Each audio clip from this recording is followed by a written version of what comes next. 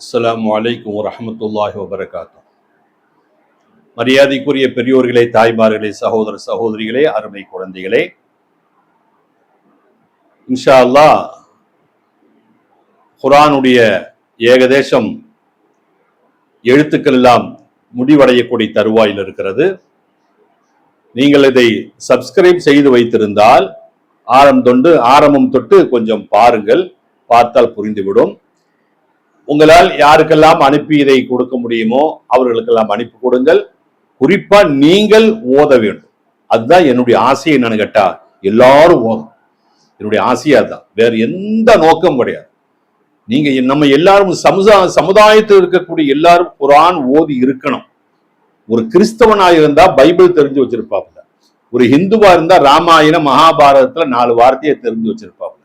ஆனா நம்ம ஆளுகளை பெரும்பாலும் குர்ஆன் ஓத தெரியாமலேயே காலத்தை கடத்தி விட்டோம். அது மிகப்பெரிய ஒரு சங்கடத்திற்கு உண்டான ஒரு வார்த்தை. ஆகவே எல்லாரும் முயற்சி செய்யுங்கள். இன்ஷா அல்லாஹ் நீங்கள் ஓத வேண்டும் என்று ஆசைப்பட்டு விட்டால் உங்களுடைய கல்பில் அல்லாஹ் தஆலா போடுவான். நம்ம வாங்கிக்க வேண்டியதான். பாருங்க, அடுத்த எழுத்து பாருங்க.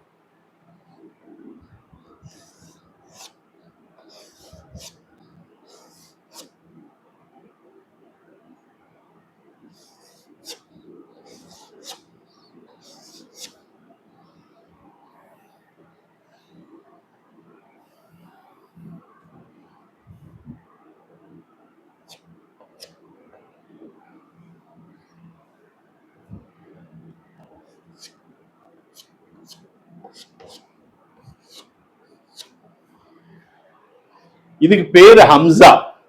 ஹம்சா நம்ம எல்லாம் சின்ன வயசுல படிச்சிருப்போம் மதரசாவில். லாம் அலிஃப் ஹம்சா அப்படின்னு சொல்லி படிச்சிருப்போம். அந்த ஹம்சா தான் இது. இந்த ஹம்சா ஆவுடைய அக்ஷம் தான், அந்த சவுண்டு தான். அலிஃபுன்னு சொல்றோமா இல்லையா, ஆ இ ஊன்னு அலிஃபு ஓதுனோமா இல்லையா, ஆ இ உ, அதே இதுதான் இந்த ஹம்சாவுக்கு அர்த்தம். ஆ இ உ அன் இன் உன்.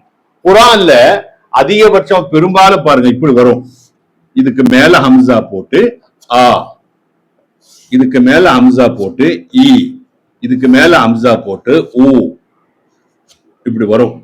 ஆ இ ஊன்னு வரும். 2 எழுத்து ஒன்னா சேர்த்தி பாருங்க. சேர்த்தி குர்ஆன்ல பாத்தீங்கன்னா உங்களுக்கு தெரியும். அப்ப இந்த ஹம்சா தனி சவுண்டு கிடையாது, அலிஃபுடைய சவுண்டு தான். ஆ இ ஊ அப்படி சவுண்டு தான். என்ன காரணம்னு கேட்டா சில இடங்கள் இந்த ஹம்சா தான் வரும். உதாரணமா பாருங்க.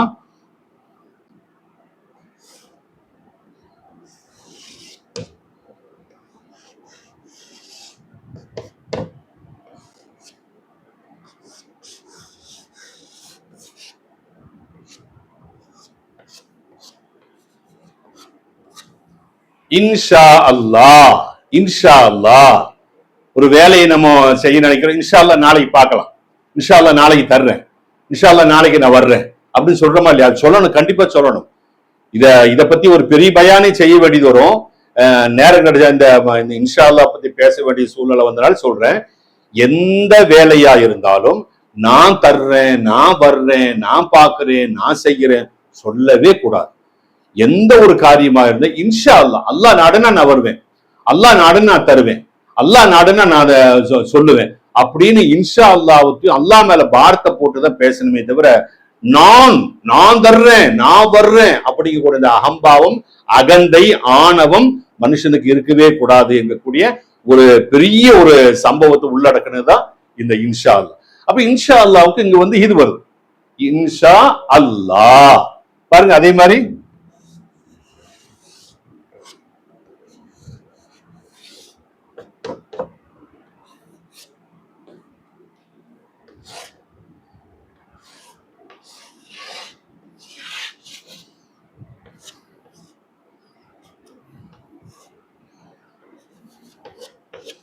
மாஷா அல்லாஹ். இந்த இடத்துல இந்த ஹம்சா வரும். மாஷா அல்லாஹ், மாஷா அல்லாஹ். இந்த ஹம்சாவுக்கு அலிஃபுடைய சவுண்டு தான்.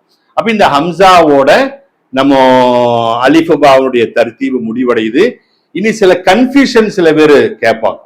அந்த கன்ஃபியூஷனை இன்னைக்கு இன்ஷா அல்லாஹ், நாளைக்கு அந்த சந்தேகங்களை நான் உங்களுக்கு சரியாக்கி தர்றேன். இத எழுதி வச்சுங்க, படியுங்கள், புரியுங்கள்.